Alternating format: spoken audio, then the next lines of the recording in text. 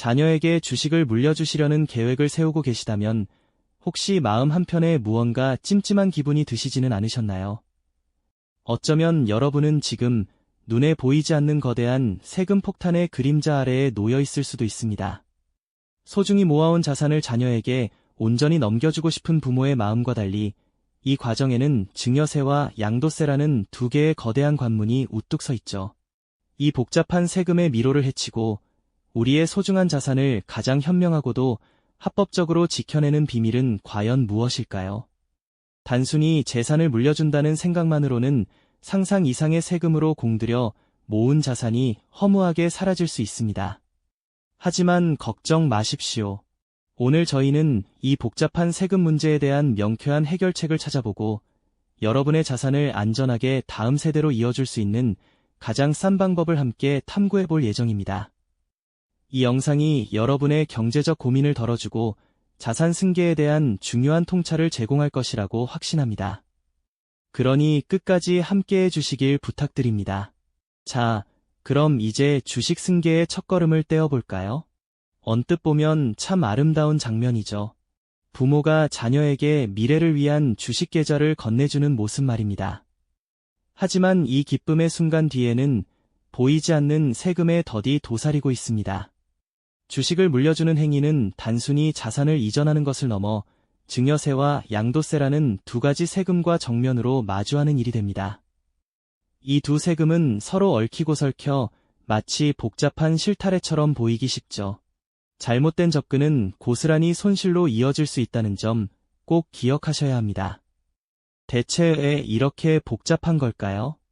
세금은 국가가 재원을 확보하는 수단이지만 자산의 이동 과정에서 공평성을 유지하기 위한 중요한 장치이기도 합니다. 특히 주식은 그 가치가 시시각각 변하기 때문에 언제 어떻게 물려주느냐에 따라 세금의 규모가 천차만별로 달라질 수 있는 아주 역동적인 자산이랍니다. 아무것도 모른 채 그저 좋은 마음으로 주식을 증여했다가 예상치 못한 세금 고지서를 받아들고 큰 손해를 보는 경우도 실제로 적지 않죠. 그렇기에 우리는 이 보이지 않는 세금의 덫을 미리 파악하고 현명하게 대처할 준비를 해야만 합니다. 이제 첫 번째 관문을 함께 통과해 볼 시간입니다. 바로 증여세인데요. 이 증여세는 언제 주식을 주느냐에 따라 세금 액수가 크게 달라지는 특징이 있습니다. 증여세의 기본 원리는 누군가에게 재산을 무상으로 받을 때 발생하는 세금이라는 점이겠죠. 물론 모든 증여에 세금이 부과되는 것은 아닙니다. 일정 금액까지는 증여 공제라는 혜택을 받을 수 있는데요.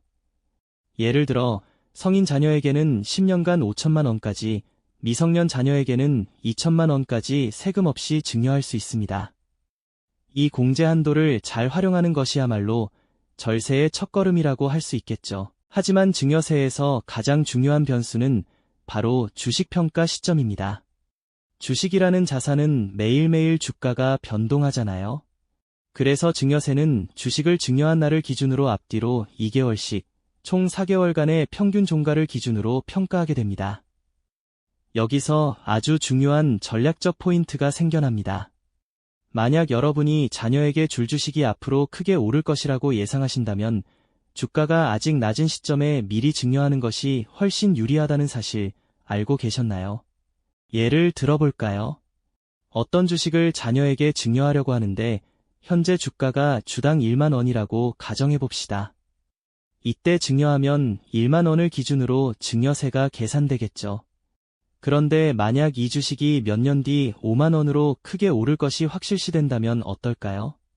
5만 원이 된 후에 증여한다면 당연히 5만 원을 기준으로 훨씬 더 많은 증여세를 내야 할 겁니다. 주가가 오르기 전에 미리 증여함으로써 미래의 상승분에는 증여세가 부과되지 않도록 하는 지혜로운 전략이 되는 것이죠. 마치 농부가 씨앗일 때 미리 밭을 갈아두는 것처럼 미래의 가치를 미리 선점하는 것과 같습니다. 이처럼 증여 시점의 선택은 단순히 언제 줄까 하는 고민을 넘어 장기적인 관점에서 자녀의 자산 가치를 극대화하고 세금 부담을 최소화하는 매우 중요한 전략적 판단이 됩니다. 주식시장의 흐름을 예측하는 것이 쉽지는 않지만 충분한 시간을 가지고 자녀에게 주식을 물려줄 계획을 세운다면 주가가 일시적으로 하락했을 때를 노려 증여하는 것이 아주 효과적인 절세 방법이 될 수 있습니다. 증여 공제 한도를 활용하고 주식 평가 시점을 전략적으로 선택하는 것, 이것이 증여세라는 첫 번째 관문을 현명하게 통과하는 핵심 열쇠라고 말씀드릴 수 있겠습니다. 증여세라는 첫 번째 관문을 지혜롭게 넘었으니 이제 다음 단계로 나아가야 할 때입니다. 자녀에게 주식을 물려주는 과정은 단순히 주는 것으로 끝나지 않죠. 자녀가 그 주식을 팔아 현금화할 때 또 다른 세금의 그림자가 들이오기 때문입니다.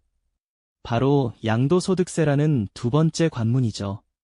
이 관문을 어떻게 통과하느냐에 따라 최종적인 세금 부담이 크게 달라질 수 있다는 점을 기억해야 합니다. 양도세는 주식을 팔아서 얻은 이익, 즉 양도차익에 부과되는 세금입니다. 계산 방식은 언뜻 간단해 보이지만 증여받은 주식의 경우 취득가액을 어떻게 산정하느냐가 핵심적인 변수가 됩니다. 주식 매매로 인한 이득을 정확히 계산하려면 주식을 얼마에 샀는지, 즉 취득가액을 명확히 알아야겠죠? 그런데 부모님께 증여받은 주식은 직접 매수한 것이 아니니 취득가액을 정하는 특별한 기준이 필요해집니다. 여기서 중요한 점은 자녀가 증여받은 주식의 취득가액은 일반적으로 증여받은 날의 시장 가격으로 본다는 사실입니다. 예를 들어 부모님이 아주 오래전 주당 10,000원에 산 주식을 자녀에게 증여했다고 가정해볼까요? 만약 증여 당시 주가가 50,000원이었다면 자녀의 취득가액은 50,000원으로 산정되는 것이죠.